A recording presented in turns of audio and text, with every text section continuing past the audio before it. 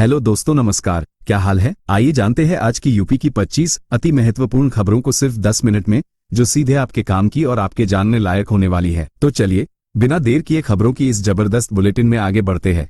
लेकिन उससे पहले जो लोग इस चैनल को सब्सक्राइब नहीं किए वो जरूर करें और साथ में इस वीडियो को किस जिले, किस ब्लॉक से देख रहे हैं ये बताना ना भूले। चलिए दोस्तों, पहला अपडेट देखिए। उत्तर प्रदेश के देवरिया जिले में ग्रामीण बस सेवा की शुरुआत कर दी गई है, जिससे गांवों में रहने वाले लोगों को बड़ी राहत मिली है। इस सेवा के तहत यात्रियों को किराए में करीब 20% तक की छूट भी दी जा रही है, जिससे सफर और सस्ता हो गया है। दरअसल लंबे समय से ग्रामीण इलाकों में परिवहन की कमी को लेकर लोगों की शिकायतें सामने आ रही थीं, जिसे देखते हुए ये कदम उठाया गया है। नई बस सेवा से गांवों को शहरों से जोड़ने में मदद मिलेगी और रोजमर्रा के काम जैसे नौकरी, पढ़ाई और इलाज के लिए आने जाने में आसानी होगी। स्थानीय प्रशासन का कहना है कि आगे और रूट्स पर भी इस सेवा का विस्तार किया जाएगा। लोगों में इस पहल को लेकर उत्साह देखा जा रहा है और इसे बड़ी सुविधा के रूप में देखा जा रहा है। और वहीं छत्तीसगढ़ के धमतरी जिले में गैस कनेक्शन लेने वाले लोगों को बड़ी परेशानी का सामना करना पड़ रहा है। बताया जा रहा है कि बुकिंग के 24 घंटे बाद भी ओटीपी नहीं मिल रहा है, जिससे कनेक्शन की प्रक्रिया अटक गई है। लोगों को एजेंसी के बाहर 4-4 घंटे तक इंतजार करना पड़ रहा है, लेकिन समाधान नहीं मिल पा रहा है। स्थिति इतनी खराब हो गई है कि नए कनेक्शन जारी करने पर भी रोक लगा दी गई है। इस समस्या के चलते आम लोगों में नाराजगी बढ़ती जा रही है और प्रशासन से तुरंत समाधान की मांग की जा रही है। अधिकारियों का कहना है कि तकनीकी खामी को जल्द ठीक करने का प्रयास किया जा रहा है। चलिए अगली खबर आ रही है। देखिए, गोरखपुर में नवरात्रि के दौरान फलाहारी खाने को लेकर एक चौंकाने वाली शिकायत सामने आई है। एक ग्राहक ने दावा किया कि उसे मिली फलाहारी तहरी में चूहे के अवशेष पाए गए, जिससे हड़कंप मच गया। ये मामला सामने आते ही खाद्य विभाग की टीम ने मौके पर पहुंचकर जांच शुरू कर दी है। नवरात्रि के समय लोग व्रत रखते हैं और शुद्ध भोजन की अपेक्षा करते हैं। ऐसे में इस तरह की घटना ने लोगों को परेशान कर दिया है। प्रशासन ने संबंधित दुकान के खिलाफ कार्रवाई के संकेत दिए हैं और सैंपल जांच के लिए भेजे गए हैं। इस घटना के बाद लोग बाहर का खाना लेने से भी सतर्क हो गए हैं। और एक और बड़ा अपडेट, सोने की कीमतों में पिछले 40 वर्षों की सबसे बड़ी साप्ताहिक गिरावट दर्ज की गई है, जिससे बाजार में हलचल मच गई है। विशेषज्ञों का कहना है कि अंतर्राष्ट्रीय बाजार में बदलाव और डॉलर की मजबूती इसका प्रमुख कारण है। पिछले कुछ समय से सोने के दाम लगातार बढ़ रहे थे, लेकिन इस अचानक गिरावट ने निवेशकों को चौंका दिया है। अब सवाल ये उठ रहा है कि क्या आने वाले दिनों में कीमतें और गिरेंगी या फिर दोबारा बढ़ोतरी होगी। विशेषज्ञ मानते हैं कि फिलहाल बाजार में उतार चढ़ाव जारी रह सकता है और निवेशकों को सावधानी बरतनी चाहिए। ग्राहकों के लिए ये समय खरीदारी का अच्छा मौका माना जा रहा है। राइट, तो चलिए आगे बढ़े, एक और अपडेट देखें। दोस्तों, कानपुर से लखनऊ के बीच बन रहा एक्सप्रेसवे अब लगभग तैयार हो चुका है और अगले महीने इसके उद्घाटन की संभावना जताई जा रही है। प्रधानमंत्री द्वारा इसका उद्घाटन किया जा सकता है, जिससे प्रदेश को एक और बड़ी सौगात मिलेगी। इस एक्सप्रेसवे के शुरू होने के बाद कानपुर से लखनऊ की दूरी महज 45 मिनट में तय की जा सकेगी। यह परियोजना लंबे समय से निर्माणाधीन थी और इसके पूरा होने से यातायात को बड़ी राहत मिलेगी। व्यापार, उद्योग और रोजाना यात्रा करने वाले लोगों के लिए यह एक बड़ी सुविधा साबित होगी। सरकार का कहना है कि इससे क्षेत्रीय विकास को भी नई गति मिलेगी और ट्रैफिक का दबाव कम होगा। चलिए अगला अपडेट देखिए। जापान ने ईरान के आसपास समुद्री सुरक्षा को लेकर एक बड़ा फैसला लिया है, जहां वो स्ट्रेट ऑफ हॉर्मुज में नौसैनिक बारूदी सुरंगों को हटाने में मदद करेगा। इस मिशन के तहत जापान अपने माइनस्वीपर जहाजों को तैनात करेगा, जो समुद्र में बिछी खतरनाक माइंस को साफ करने का काम करेंगे। दरअसल इस क्षेत्र में तनाव और सुरक्षा खतरे लंबे समय से बने हुए हैं, जिससे वैश्विक व्यापार और तेल सप्लाई पर असर पड़ता रहा है। जापान का ये कदम अंतर्राष्ट्रीय सहयोग को मजबूत करने और समुद्री मार्गों को सुरक्षित बनाने की दिशा में अहम माना जा रहा है। विशेषज्ञों का कहना है कि इससे वैश्विक व्यापार को स्थिरता मिलेगी और जहाजों की आवाजाही सुचारू होगी। ये पहल क्षेत्र में शांति और सुरक्षा बनाए रखने के लिए महत्वपूर्ण मानी जा रही है। और वहीं गोरखपुर में आरक्षण के मुद्दे को लेकर कैबिनेट मंत्री संजय निषाद भावुक हो गए, जिससे कार्यक्रम में मौजूद लोग भी भावनात्मक हो उठे। उन्होंने अपने संबोधन में कहा कि समाज के अधिकारों के लिए संघर्ष जारी रहेगा और न्याय दिलाने के लिए हर संभव प्रयास किए जाएंगे। यह मुद्दा लंबे समय से चर्चा में है और इससे जुड़े वर्ग लगातार अपनी मांगों को लेकर आवाज उठाते रहे हैं। कार्यक्रम के दौरान मंत्री ने अपने अनुभव साझा किए और संघर्ष की बात करते हुए भावुक हो गए। उनके इस भावनात्मक बयान के बाद समर्थकों में भी जोश देखने को मिला। राजनीतिक गलियारों में इस बयान को लेकर चर्चा तेज हो गई है। चलिए अगली खबर आ रही है। देखिए, उत्तर प्रदेश शिक्षक पात्रता परीक्षा यानी यूपीटीईटी के विज्ञापन में एक बड़ी गड़बड़ी सामने आई है। बताया जा रहा है कि करीब 3 लाख डीएलएड अभ्यर्थियों को आवेदन प्रक्रिया से बाहर कर दिया गया है। यह मामला सामने आने के बाद अभ्यर्थियों में नाराजगी फैल गई है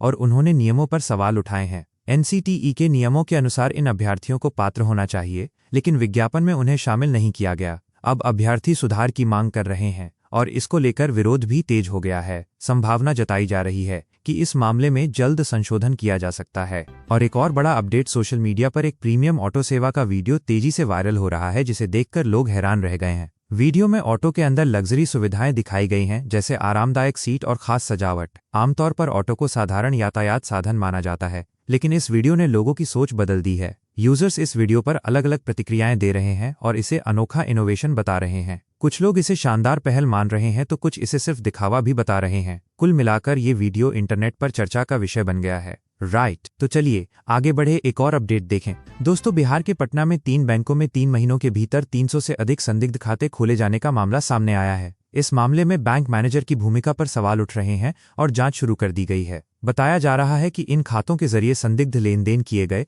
जिससे वित्तीय अनियमितता की आशंका बढ़ गई है। बैंकिंग सिस्टम में इस तरह की गतिविधियां पहले भी चिंता का विषय रही हैं, जिसे रोकने के लिए सख्त नियम बनाए गए हैं। जांच एजेंसियां अब सभी खातों की गहराई से जांच कर रही हैं और जिम्मेदार लोगों की पहचान की जा रही है। यदि आरोप सही पाए जाते हैं तो संबंधित अधिकारियों के खिलाफ कड़ी कार्रवाई हो सकती है। चलिए दोस्तों, अगला अपडेट देखिए। 1 अप्रैल से देश भर में सैलरी स्ट्रक्चर में बड़ा बदलाव देखने को मिल सकता है, जिससे कर्मचारियों की सैलरी का स्वरूप बदल जाएगा। बताया जा रहा है कि नए इनकम टैक्स नियमों और वेतन संरचना में बदलाव के कारण हाथ में आने वाली सैलरी और कटौतियों का संतुलन बदल सकता है। पिछले कुछ समय से सरकार वेतन प्रणाली को अधिक पारदर्शी और संतुलित बनाने के लिए कई सुधार कर रही है। नए नियमों के तहत बेसिक सैलरी और भत्तों का अनुपात बदल सकता है, जिससे पीएफ और ग्रेच्युटी पर भी असर पड़ेगा। विशेषज्ञों का मानना है कि इससे दीर्घकाल में कर्मचारियों को लाभ मिल सकता है, लेकिन शुरुआती समय में बदलाव महसूस होगा। कर्मचारियों को सलाह दी जा रही है कि वे अपने सैलरी ब्रेकअप को ध्यान से समझें और वित्तीय योजना बनाएं। और वहीं छत्तीसगढ़ के महासमुंद जिले में अब जनगणना का काम रजिस्टर की जगह मोबाइल फोन के जरिए किया जाएगा।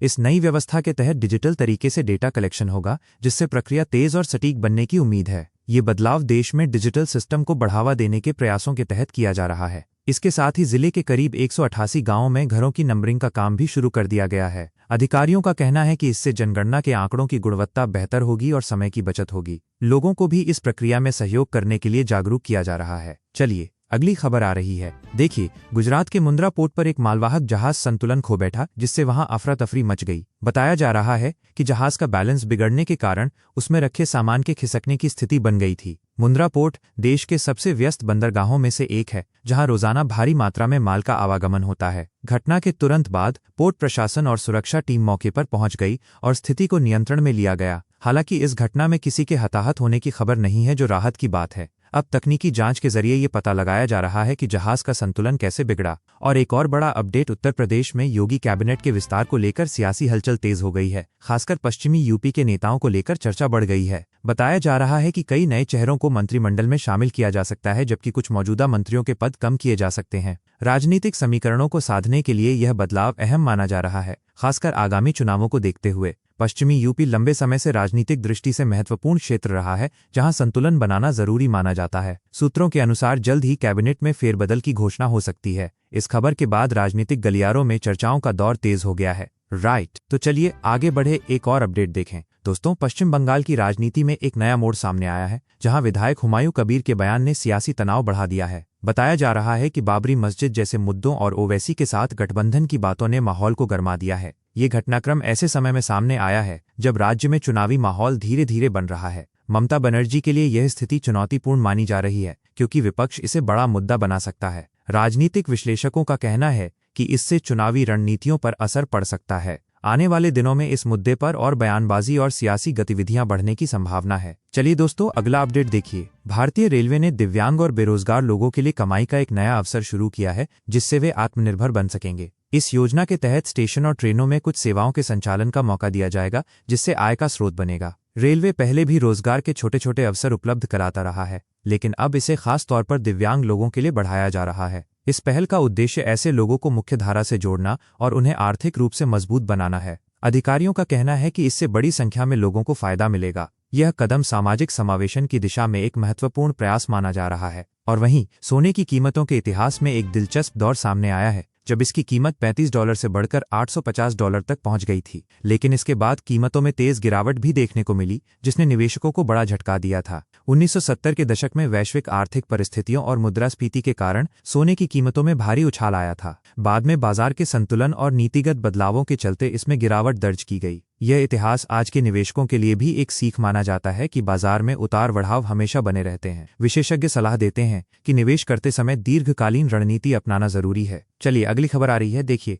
भारतीय रिजर्व बैंक ने डिजिटल पेमेंट को और सुरक्षित बनाने के लिए नया नियम लागू करने का फैसला लिया है। 1 अप्रैल से 2 फैक्टर ऑथेंटिकेशन अनिवार्य किया जाएगा, जिससे धोखाधड़ी की घटनाओं पर रोक लगेगी। अब केवल ओटीपी पर निर्भर रहने की बजाय अतिरिक्त सुरक्षा परत जोड़ी जाएगी। पिछले कुछ समय में डिजिटल लेन देन में तेजी आई है, लेकिन इसके साथ ही साइबर फ्रॉड के मामले भी बढ़े हैं। इस नए नियम से उपभोक्ताओं की सुरक्षा को और मजबूत किया जाएगा। बैंक और पेमेंट कंपनियां इस बदलाव के लिए अपनी तैयारी कर रही हैं। और एक और बड़ा अपडेट, उत्तर प्रदेश में बेटियों की सुरक्षा को लेकर योगी सरकार ने एक बड़ा कदम उठाया है, जहां शैडो ऐप लॉन्च किया गया है। इस ऐप के जरिए छात्राएं और महिलाएं अपनी सुरक्षा से जुड़ी जानकारी और मदद आसानी से प्राप्त कर सकेंगी। राज्य में महिला सुरक्षा को लेकर पहले भी कई योजनाएं चलाई जा चुकी हैं, जिनका उद्देश्य सुरक्षित वातावरण देना है। यह ऐप इमरजेंसी के समय तुरंत अलर्ट भेजने और लोकेशन शेयर करने में मदद करेगा। सरकार का कहना है कि इससे सुरक्षा व्यवस्था और अधिक प्रभावी बनेगी। इस पहल को महिला सशक्तिकरण की दिशा में महत्वपूर्ण माना जा रहा है। देखिए दोस्तों, एक तो राफेल डील को लेकर एक नया अपडेट सामने आया है, जहां फ्रांस ने भारत को कुछ महत्वपूर्ण सोर्स कोड तक पहुंच देने से इनकार कर दिया है।